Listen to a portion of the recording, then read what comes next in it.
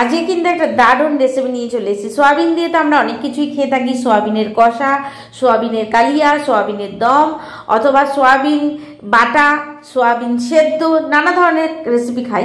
কিন্তু আজকে সোয়াবিন বাটা দিয়ে এমন ধরনের রেসিপি আপনাদের সাথে শেয়ার করব যেটা কিন্তু একদম নতুনত্ব থাকবে আর খেতে হবে সুস্বাদু।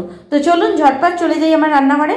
প্রথমে জল বসিয়ে দিয়েছি, তার মধ্যে আমি 3টে ছোট সাইজের আলু 2টো ভাগ করে দিয়েছি। আলুগুলো যখন 80% সেদ্ধ হয়ে যাবে তখন দেখুন আমি এখানে সোয়াবিন নিয়েছি। আমি ছোট সাইজের সোয়াবিন নিয়েছি, আপনারা বড় সাইজেরও সোয়াবিন নিতে পারেন, কোনো অসুবিধা নেই। তো সোয়াবিনটা যতক্ষণ আলু 80% সেদ্ধ হয়ে যাবে তারপরে সোয়াবিনটা দিয়ে দেবো গরম জলের মধ্যে।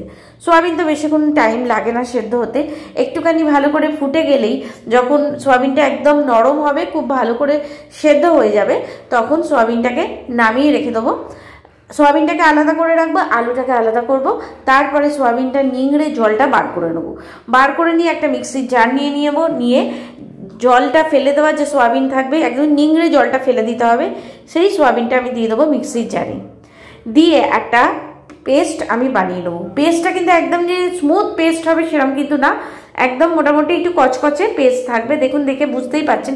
এমনিও যখন আপনারা বানাতে যাবেন না, দেখবেন স্মুথ পেস্ট কখনোই হবে না, একটু কচকচা ধরনের পেস্ট কিন্তু এখানে বানিয়ে নিতে হবে। এই যে বানিয়ে নিয়েছি। এরপরে কিছু উপকরণ এখানে অ্যাড করব। সেদ্ধ করা আলুগুলো প্রথমে দিয়ে দেবো এর মধ্যে, তারপরে এখানে একে একে বিভিন্ন উপকরণ অ্যাড করব, সেগুলো এবার বলি। প্রথমেই আমি এখানে 2টো ডিম দেবো, পুরোটাই দিতে হবে, এই নয় যে সাদা দিতে হবে বা কুসুম দিতে হবে, পুরো 2টো গোটা ডিম এখানে দিয়ে দিলাম।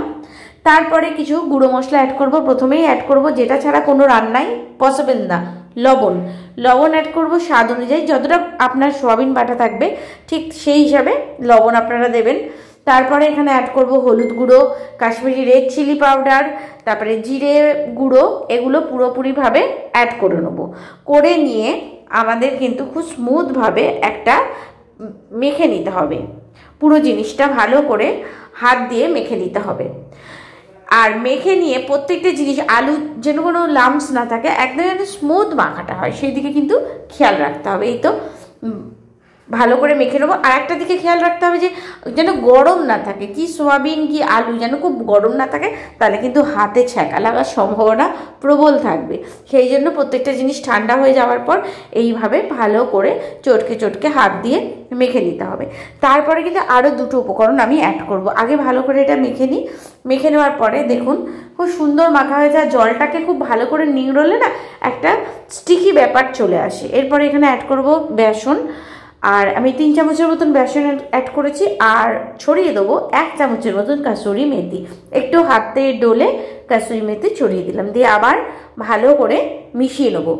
আর বেসনটা দেওয়ার কারণ বাইন্ডিংটা খুব ভালো হবে। তারপরে 2 হাতের চেটোয় একটু সর্ষের তেল মেখে নেবো, আর কাবাবের মতন ছোটো ছোটো আকারে গড়বো। কাবাবের মতনই যে গড়তে হবে তার কোনো মানে নেই, ছোটো ছোটো লম্বা আকারে গড়তে পারেন বা গোল গড়তে পারেন, যেটা আপনার সুবিধা। মনের মতন আকার দিয়ে এইভাবে প্রত্যেকটা সোয়াবিনের বল আমি কাবাবের মতন করে গড়ে নিচ্ছি। দেখুন, এটাকে আপনারা স্টোর করেও রাখতে পারেন। এই যে এইভাবে বানালাম, এটা ডিপ ফ্রিজে একটা এয়ারটাইট কৌটে রেখে দিলে সেটা আবার যে কোনো অন্য সময় আপনারা ইউজ করতে পারেন। তো এতগুলো আমি কাবাবের মতন সোয়াবিন বাটাটা ভাগ করে দিয়েছি। এরপরে গ্যাস জ্বালিয়ে কড়া বসিয়ে দিয়েছি। কড়া গরম হলে তাতে দিয়ে দেবো সর্ষের তেল। আমি রেসিপিটা সর্ষের তেলেই করব, আপনারা সাদা তেলেও করতে পারেন। তেল গরম হয়ে যেতেই এই কাবাবগুলো দিয়ে দেবো তেলের মধ্যে, আর ভালো করে একদম গোল্ডেন ব্রাউন করে, যাতে ভেতর পর্যন্ত যাতে সেদ্ধ হয় সেদিকে কিন্তু খেয়াল রাখতে হবে। একদম গোল্ডেন ব্রাউন করে সিম আছে সোয়াবিন বাটার যে কাবাবগুলো বানিয়েছিলাম সেগুলো ভালো করে ভেজে তুলবো। এপিঠ ওপিঠ যেন খুব সুন্দর একটা কালার হয় সেদিকে খেয়াল রাখতে হবে। একটা পিঠ হয়ে গেছে, দেখুন আমি এইভাবে উল্টে দিচ্ছি কি সুন্দরভাবে, কিন্তু আরেকটা পিঠও আস্তে আস্তে করে উল্টে দিতে হবে। এইভাবে কিন্তু পুরো কাবাবের বলগুলোকে আমরা ভালো করে ভেজে নেবো। দেখুন আমার এতগুলো কিন্তু খুব সুন্দর করে ভাজা হয়েছে, একটাও কিন্তু পুড়ে যায়নি। এরপরে যে প্রসেসটা শুরু করব সেটা হচ্ছে থার্ড প্রসেস। সেখানে আমি কড়াই দিয়ে দিলাম প্রথমে রসুন কুচি, আদা কুচি 1 চামচের মতন, কোনো বাটা কিন্তু এখানে দিলে হবে না, কুচি দিতে হবে। ভালো করে দিয়ে একটুখানি মোটামুটি 1 মিনিটের মতন হাই ফ্লেমে নাড়াচাড়া করে নেবো। তারপরেই দিয়ে দেবো পেঁয়াজগুলো। যেমন আমরা চিলি চিকেন বা চিলি পনির যেগুলোতে পেঁয়াজগুলো থাকে একটু স্কোয়ার স্কোয়ার টাইপের, সেই রকম পেঁয়াজ দিয়ে ভালো করে ভেজে নেবো। দেখুন, আর এই সময় কিন্তু যেটা বলছি একদম ফ্লেমটা হাই ফ্লেমেই থাকবে। এইভাবে আমরা ভেজে নিচ্ছি। তারপরে এখানে আমি ক্যাপসিকাম অ্যাড করব। আমি এখানে 3টে রঙের ক্যাপসিকাম অ্যাড করেছি, হলুদ, সবুজ আর লাল। যদি না থাকে শুধু সবুজ দিলেও হবে, কিন্তু ক্যাপসিকাম অ্যাড করতেই হবে। আবার হাই ফ্লেমে 2 থেকে 3 মিনিটের মতন ভালো করে এগুলো নাড়াচাড়া করে ভেজে দিচ্ছি। তাহলে এতক্ষণে তো বুঝতেই পেরেছেন আমার সঙ্গে এতক্ষণ যখন আছেন, তাহলে চ্যানেলটা প্লিজ সাবস্ক্রাইব করে দেবেন আর ভিডিওটা ভালো লাগবে শেয়ার করবেন। রান্নাটা কিন্তু ট্রান্সফার হয়ে গেছে চাইনিজ, দেখে বুঝেই গেছেন। সোয়া সস দিয়ে দিচ্ছি 1 চামচের মতন। টমেটো সস অবশ্যই সোয়া সসের থেকে বেশি পরিমাণে দিতে হবে। যদি চিলি সস থাকে অথবা গ্রিন চিলি সস থাকে, ভিনিগার থাকে, দিতে পারেন, কিন্তু আমি ওগুলো দিইনি।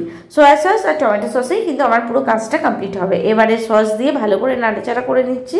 আমি এখানে বেশি গ্রেভি রাখবো না, একদম ড্রাই করব, তাহলে কিন্তু খেতে বেশি ভালো লাগবে। যদি গ্রেভি চান তাহলে সেই প্রসেসও আমি বলে দেবো।